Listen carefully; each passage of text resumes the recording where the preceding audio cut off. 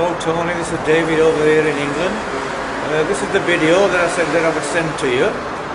The first thing I did, Tony, a month ago was to paint the boot and to paint the bumper.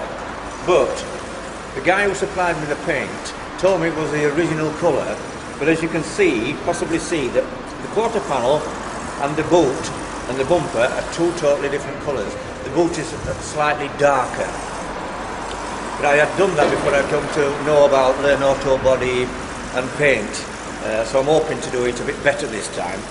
So what I'd like to do, Tony, I've got two repairs to make.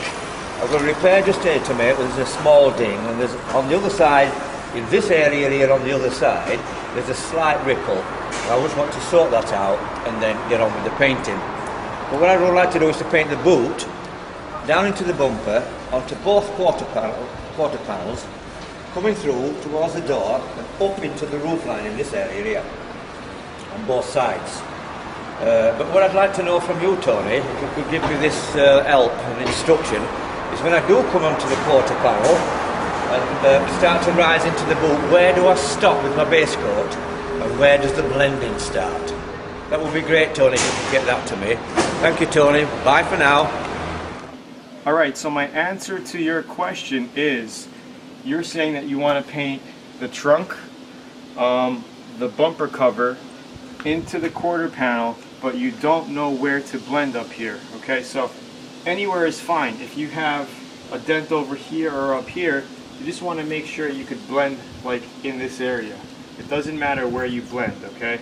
So all you have to do to prepare for the blend is get some 2000 grit paper and a water sand, scuff the area. Okay, so if your dent is here and your damage is fixed right over here, you want to make sure you sand like up to here. The thinner the area, the better. It's going to be easier for you to blend because it's less space that you have to blend.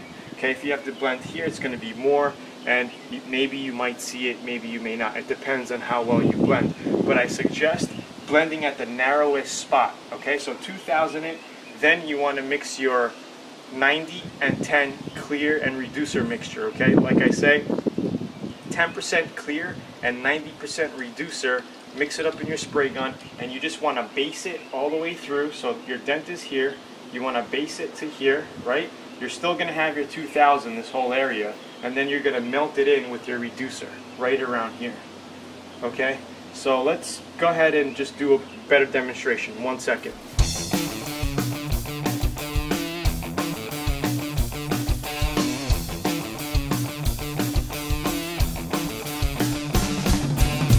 Alright, of course the taping job will be better than this. We'll actually have the whole door covered. This is just for video. I wanted to show you this section right in here, okay? Now, just imagine that this whole piece was sanded with 2000. So what I want you to do is take your 2000 grit sandpaper, wet sand it before you tape it, all the way like up in here, okay? We're not going to even come close to this area, but just come here anyway, because you're going to end up buffing this whole rail out anyway, okay? So let's just say this whole thing is 2000 grit, our whole quarter panel, right?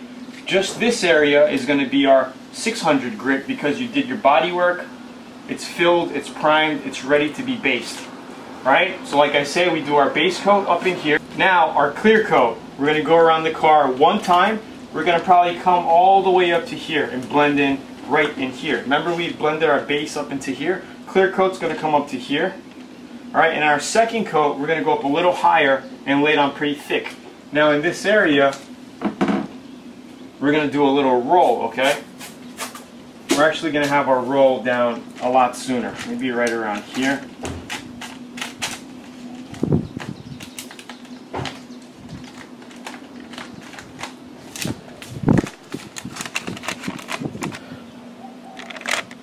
Kind of like that. All right, it's nothing. It doesn't have anything to do with your clear going all the way to here and stopping. All right, it doesn't have anything to do with that. Of course, this area is going to be masked with paper. All right, by your roll. This little roll here is just when overspray hits it, it's not going to make a crease line. Alright, that's the only reason for this roll. Alright, you want to roll the tape just in this area, pull it back, but we're not going to get close to this area. Like I said, our base is going to fade into this area right around here. First coat of clear is going to come around here. Second coat of clear is going to fade into about here. Okay? Now, we're going to pull this back. Alright, we may see a little small line here of clear, just some overspray looking. And remember, this whole area is going to be 2000 gray, right? We're still going to have this 2000 sanded. Right? So, after your second coat of clear, the final coat, you want to take out all of your clear from your gun and do a 90-10 mixture. So put maybe about 10% of your clear in a cup, 10 to 15% of your clear that was in the gun in another cup, and add about 85 to 90% reducer. Same reducer you use to reduce your clear coat or your base coat, same stuff. Mix it up, and all we're going to do is you're going to see our little overspray area of clear coat. It may look a little dry, that's okay. We're just going to get this section and just melt it in this area. Okay, as long as that dry spot looks a little wet. You don't want to squeeze your gun too much because this is very thin stuff. The blender is very thin. So if you spray too much, it's going to start running and you're going to mess the area up. You're going to have to wait till it dries, resand it, and do this area again. But we don't want to get into there because you're not going to make that mistake. Just go very lightly. Practice on the piece of paper if you have to. Alright, very lightly. You're just going to fade in this area. Maybe if your clear coat overspray line ends here, right? If it ends here, you want to do your blender till maybe around here, or even less, up to here. Okay?